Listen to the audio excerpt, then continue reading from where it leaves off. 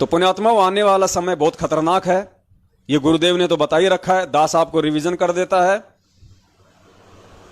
जय गुरुदेव की आपने भविष्यवाणियां भी सुनी होंगी और वो सत्य होने जा रही हैं। लाशों का अंबार लगेगा, लाशों का अंबार। 15-15 कोस पे कोई इंसान दिखाई नहीं देगा, कोई लाश उठाने वाला नहीं मिलेगा।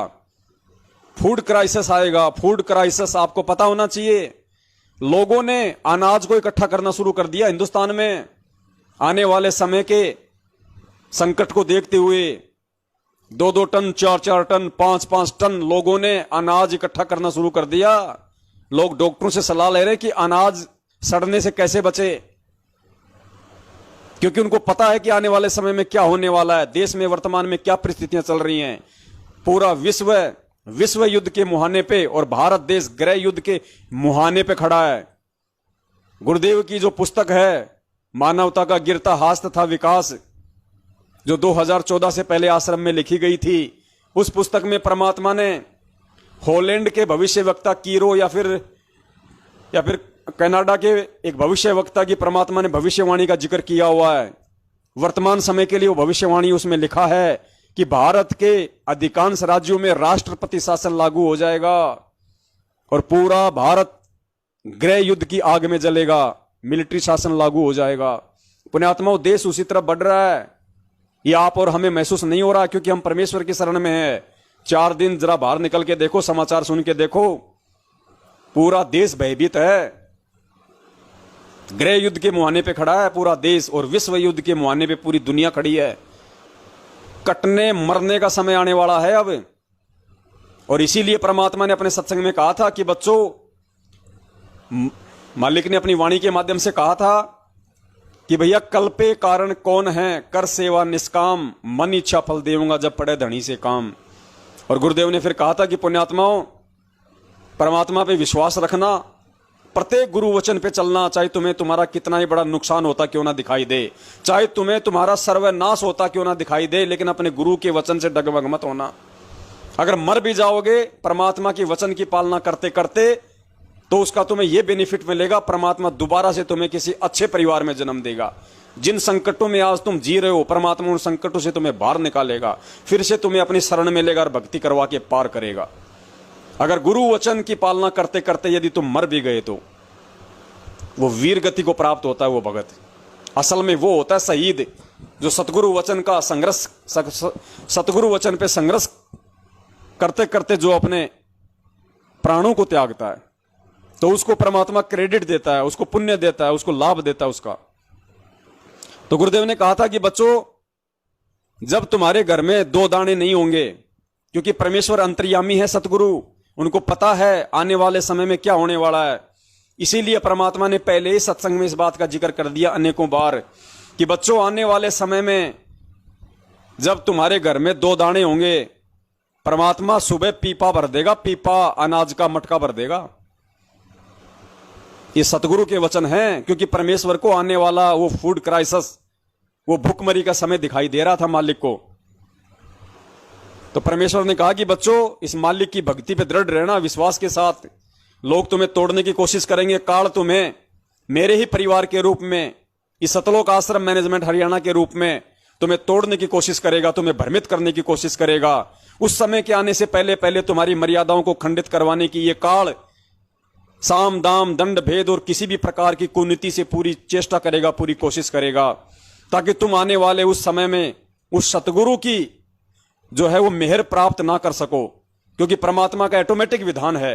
गरीबदास जी महाराज जी कहते हैं कि भाई मालिक की वाणी है, उसके माध्यम से परमात्मा ने बताया कि अनंत कोटि बाजी जहां और हम रचे सकल ब्रह्मांड, और गरीबदास मैं क्या करूं यो काल करे जीव खंड। वो समर्थ परमात्मा अपनी असमर्थता भी जाहिर कर रहा है कि गरीबदास, मैं वो हूं जिसने अनंत कोटि ब्रह्मांडों की मैंने रचना की है। अनंत कोटि बाजी जहां हम रचे सकल ब्रह्मांड, लेकिन गरीबदास मैं क्या करूं जब यो काल करे जीव खंड। जब ये मेरे भक्तों की मर्यादा तोड़वा देता है तो मजबूरन मुझे पीछे हटना पड़ता है। मेरे बच्चे मेरी आंखों के सामने मरते हैं, दुर्गति को प्राप्त होते हैं, दुखी होते हैं, चिल्लाते हैं, लेकिन मैं अपना वचन नहीं तोड़ सकता जो मैंने काल को दिया है, जो मेरा विधान है। अगर मैं परमात्मा अगर अपने विधान को तोड़ूंगा, अपने दिए वचन को तोड़ूंगा, तो फिर यहां पे धर्म रह कहां जाएगा। तो गरीबदास, मैं हर संभव में कोशिश करता हूं इनको समझाने की, इनको गुरु वचन पे टिके रहने की, मर्यादाओं में बने रहने की, सतगुरु पे विश्वास करने की।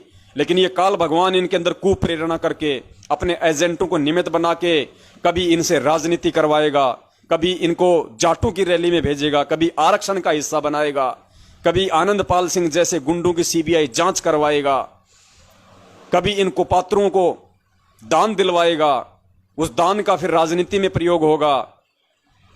5-5 लाख रुपए आनंदपाल सिंह जैसे गुंडे की सीबीआई जांच में। आनंदपाल सिंह राजस्थान का गैंगस्टर, AK-47 रखता था बंदूक, कई पुलिस वालों को उसने मारा, फिर वो पुलिस एनकाउंटर में मारा गया। उसके समाज के लोग उसके पक्ष में आ गए कि उसकी सीबीआई जांच हो, सीबीआई जांच हो। अरे उसके समाज वालों को सीबीआई जांच करवानी थी, हम भक्तों का क्या लेना देना है। इसीलिए गुरुजी कहते हैं क्यों जले बिरानी आग रहे, क्यों जले बिरानी आग। लेकिन इस बिरानी आग में जिससे हमारा कोई संबंध नहीं, कोई लेना देना नहीं, गुंडे की सीबीआई जांच से भक्तों का क्या लेना देना। लेकिन इस काल भगवान के एजेंटों ने भगत समाज को बिरानी आग में झोंक दिया और उस बिरानी आग में झुक के अपनी ऐसी तैसी करवा ली भगत समाज ने। अकाल मौत मर रहा आज, परमात्मा के विधान को तोड़ के परमेश्वर की मर्यादाओं से दूर हो गया, फिर परमात्मा रक्षा नहीं करेगा अपनी वाणी अनुसार। तो ये सारे कुक्रम इन लोगों ने हमसे करवाए हैं भाई, संगत से करवाए, आज भी करवा रहे हैं। और जो भगत भाई बहन ये कमेंट्स कर रहे हैं कि ये गुरुद्रोही है, इसकी बातों में मत आओ, ये नीच है।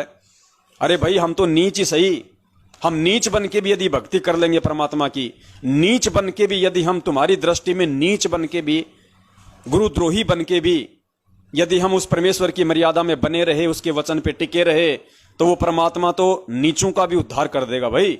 गुरु वचन पे चलने वाला चाहे नीच हो चाहे ऊंच हो। और परमात्मा कहते हैं, मालिक ने अपनी वाणी में कहा है कि हाड़ मांस में हम रहें। मालिक ने अपनी वाणी में कहा कि ऊंच नीच में हम रहें, ये हाड़ मांस की दे। और अर्जुन सर्जुन समझियो तुम करियो शब्द सने, कि भैया ये ऊंच नीच के चक्कर में ना पड़ो, मैं कहा नहीं, मैं तो हर जगह हूं। और भाई मैंने जो शब्द दे दिया, मैंने जो मंत्र दे दिया, जो भक्ति दे दी, उसमें समाये रहना, इस चक्कर में ना पड़ना। तो भाई हम तो नीच ही सही, हम तो गुरुद्रोही सही। अगर गुरुद्रोही बन के भी यदि हम गुरु से चिपके रहे तो परमेश्वर दयालु है, कमी नहीं छोड़ेगा अपनी तरफ से।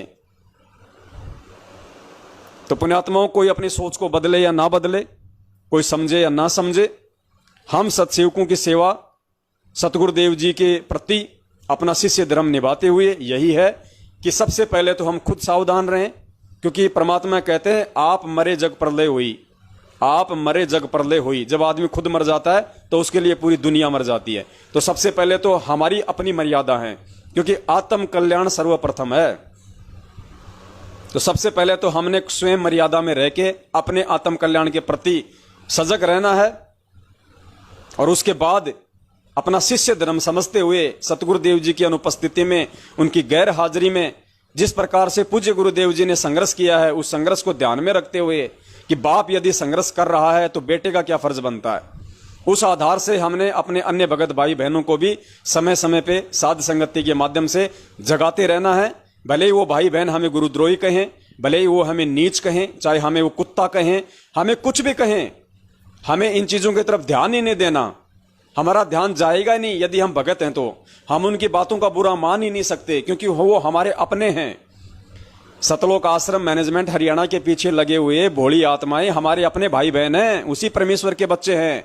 हम यदि उनको समझा सकते हैं और उन भटके हुए भाई बहनों को यदि वापस परमेश्वर के सत भक्ति मार्ग पे ला सकते हैं ज्ञान आधार से, तो पुण्यात्माओं केवल प्यार और प्रेम से ला सकते हैं, उनके जैसे होके नहीं ला सकते। वो गाली दें तो आप गाली खाओ, वो अगर आपको गंदे कमेंट्स करें, आपको यदि गुरुद्रोही, कुत्ता, नीच या माँ बहन की गालियां दें, क्योंकि देते हैं वो लोग, काल प्रेरित हैं, उनको देने दो।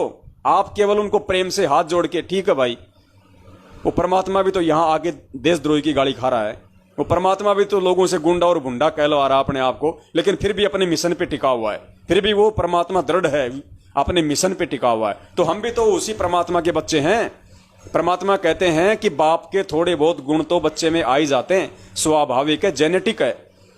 तो मालिक की वाणी है कि निर्विकार निर्भय तू ही और सकल भयमान और सब पे तेरी साहिबी, तुझ पे साहिब नाए।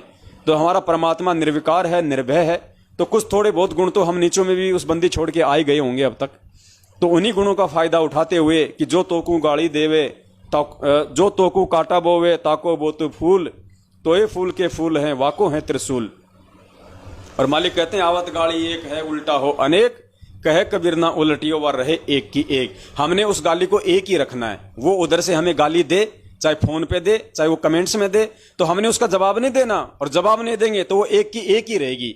वो गालियां दो जब बनेगी जब हम उसका जवाब देंगे, तब वो दो हो जाएंगी। फिर वो उधर से चार फेंकेगा। फिर परमात्मा कहते हैं गाली ही से उपजय कलय कष्ट और मीच, हार चले सो साधु है, लागी मरे सो नीच। तो हमने साधु की श्रेणी में रहना है, हमने परमेश्वर का कृपा पात्र बने रहना है, ताकि हम अपनी भक्ति को सफल कर जाएं, परमेश्वर को हम प्रसन्न कर जाएं और इस काल भगवान के इस गंदे लोक से सदा सदा के लिए अपना छुटकारा पा जाएं। मस्तक लाग रही मारे गुरु चरणा की दूर, मस्तक मारे गुरु चरणा की जब ये धूल चढ़ी मस्तक पे, जब ये धूल धूलिया हो गई दूर, मारे गुरु चरणा की दूर। ईड़ा पिंगला